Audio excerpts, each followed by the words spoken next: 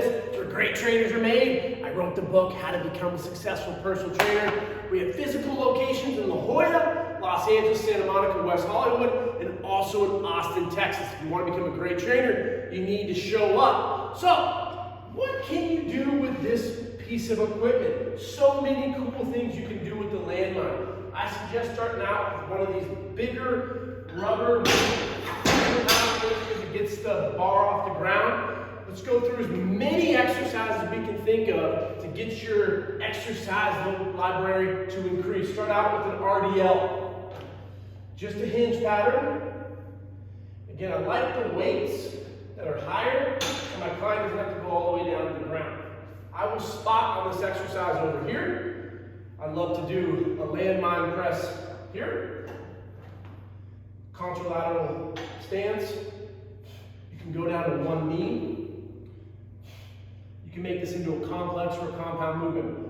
Up, here, down. So there's your lunge pattern as well. You can hold down here, come back. You could go into a single leg RDL.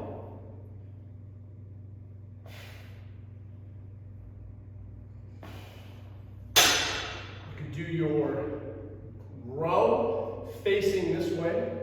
Really good for your posterior deltoid because of horizontal abduction. Horizontal abduction really targets the mid-back.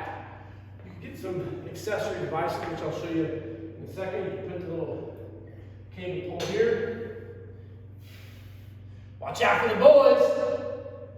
Great back exercise. You can do a hollow press variation. So you're sitting here.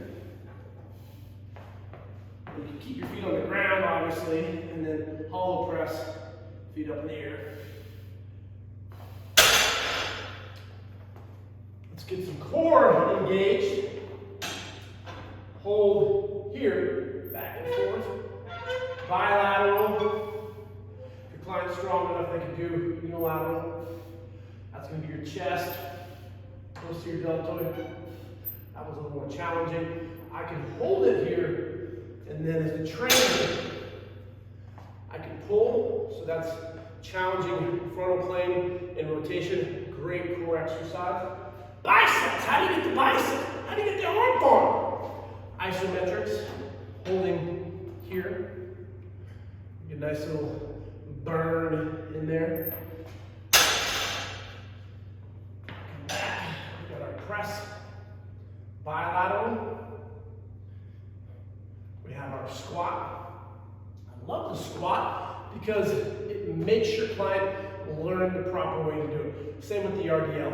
So if you come up too close, you're going to hit yourself in the jump. If you go too far, this doesn't feel right. Same with the squat. If you're really far, it doesn't feel right. If you're really close, you can't do it. So go nice and wide. Again, if you want to add in a press, you'll see people do more advanced ones where we start here.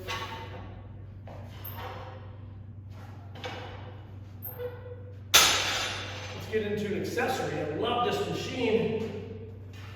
Let's get the Pentagon bar. Woo! Sucker is badass.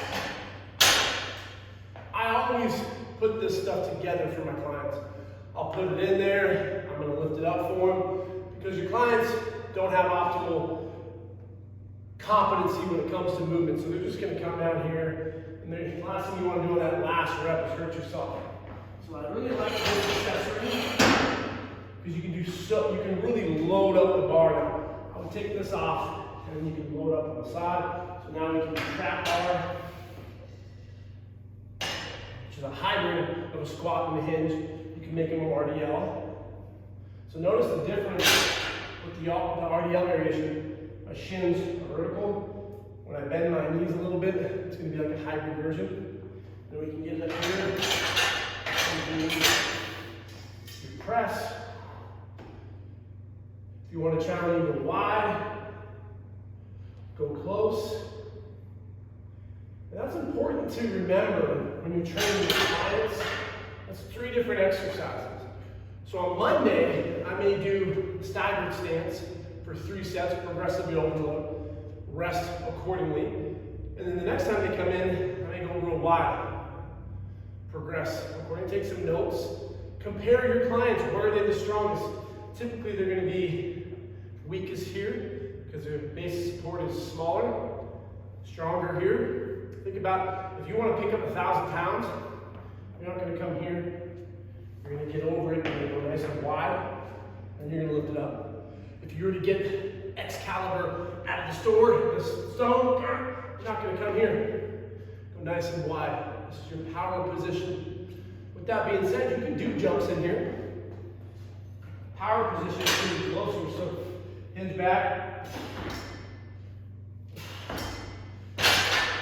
Jumping is awesome. You must be jumping like Tinkerbell. What are we doing? No! Always tell a stupid ass coach that jumping like this. It's not how you jump.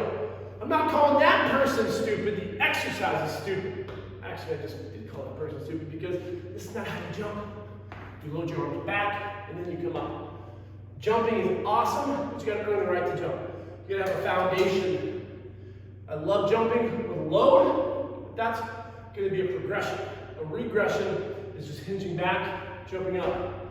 Work on the landing. I don't want to be loud, I want to be soft. Soft. It's a pretty good variety of exercise I just showed you right there. We got our chest, we got our back, we got our legs. If you want to do some calf raises, you could. Really load this up.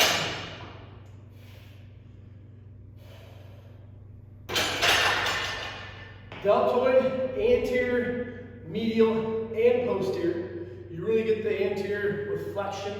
You get the lateral, you get frontal plane. Posterior is more in the horizon here. You will get a little bit with extension, not nearly as much in with the pronated grip. Got our chest with the pressing. We got our core with the rotations. You can even do some rollouts here. Take this off. So this is challenging for me to take off. Imagine a client.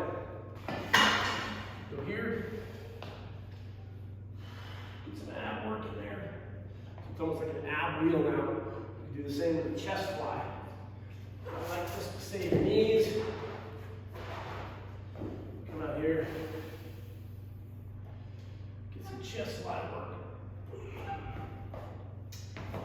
We got our legs. Quad dominant is going to be knee, glutes and hammies, we get more hip. We got our calves. Great piece of equipment to utilize. Our next video is going to show you how to design a program in a limited amount of space. Make sure to subscribe, follow, comment. If you want to become a great trainer, shoot us a DM, info@showupfitness.com. It's all about showing up. We're in person, online, weekend seminars. Have a great day.